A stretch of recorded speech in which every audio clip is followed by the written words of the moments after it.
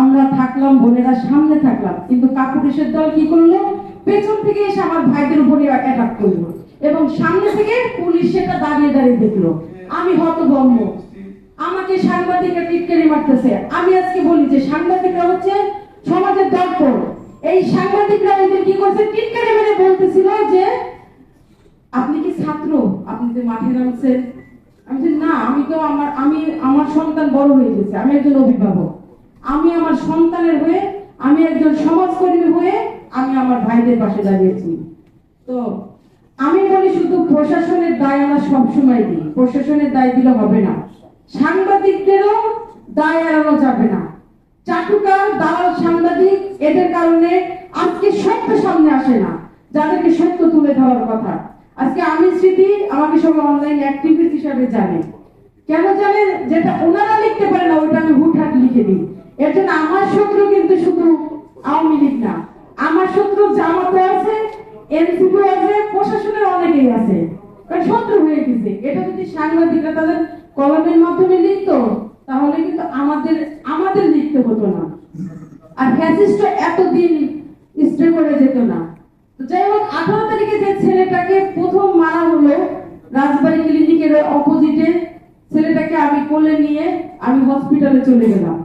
হসপিটালে গিয়ে আমার চিকিৎসা শুরু করছি মাত্র, এমন সময় খবর আসতেছে যে ছাত্রলীগ জানে যে আমি হসপিটালে গেছি, যুবলীগ দিয়ে ওরা বাজেভাবে গালাগালি পাঠাতেছে এবং হসপিটালের দিকে ধাবিত হচ্ছে।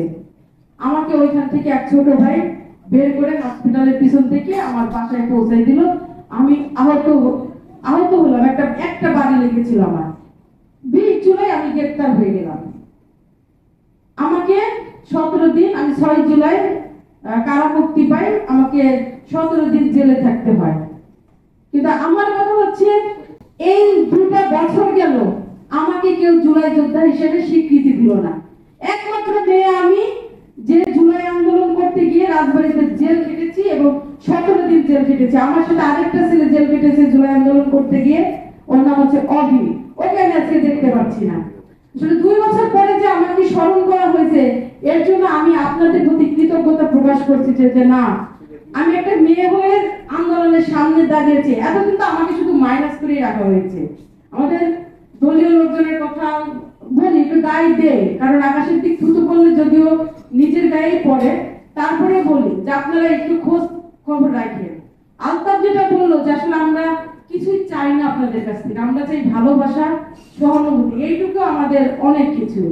তো যারা আছে তাদের একটু গুরুত্ব দিয়ে দেখেন, এই ছোট ছোট মাথা, এদের যে বুদ্ধি আছে, আমি মনে করি যে পিছনে যারা আমাদের বাবা মা, তারা এখনকার বাচ্চাদের সাথে কিন্তু তাল মিলিয়ে চলতে পারবে না। তো এখনকার ম্যানার বুঝেই সবাইকে চলতে হবে। তো এদের একটু গুরুত্ব দিলে এরা আপনাদেরকে সঠিক পথ, কোন পথে গেলে আপনাদেরকেই এরা সেট করবে।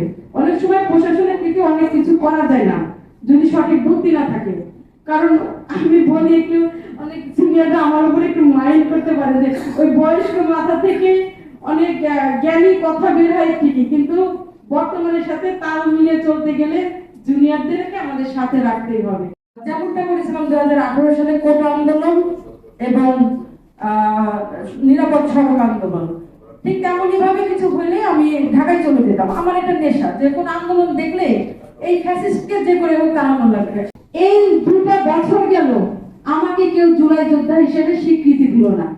একমাত্র মেয়ে আমি, যে জুলাই আন্দোলন করতে গিয়ে রাজবাড়ীতে জেল কেটেছি এবং 17 দিন জেল কেটেছি।